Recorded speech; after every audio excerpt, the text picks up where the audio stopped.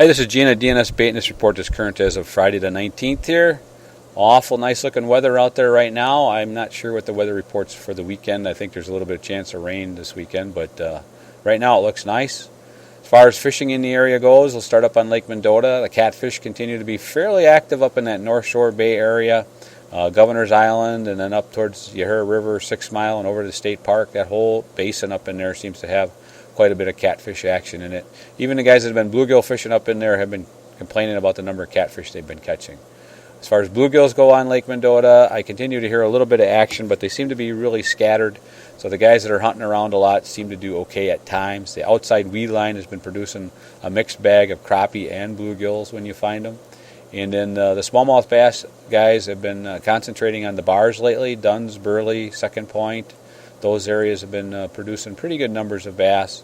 Some days they seem to have been moving down a little bit deeper than they're used to. A lot of guys were fishing at 12, 15 foot of water, but I've heard numbers 20, 22 feet of water during the day too. Occasional walleye coming off of those bars too, but I haven't heard too many nice fish. A few keepers, but not too many big fish anyway. Lake Monona, bluegill action. There's still a lot of fish wanting to spawn or spawning, but a lot of them are done now, and they've started to move out to the outside weed lines.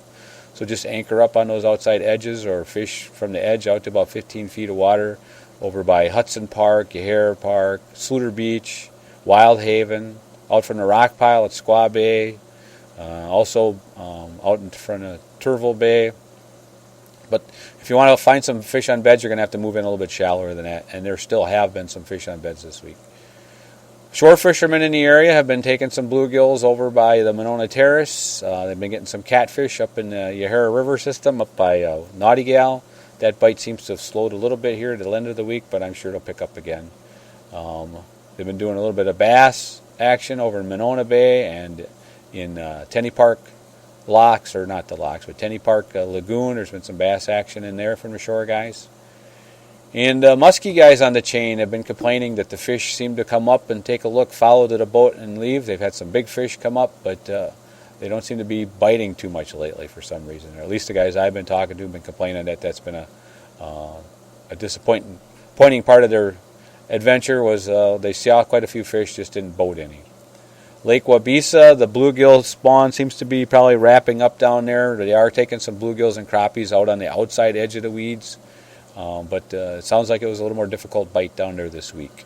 As far as the walleyes go on Lake Wabeesa, I started to hear a little bit of a mid-lake trolling bite, but that seems to have waned. I don't hear that much anymore.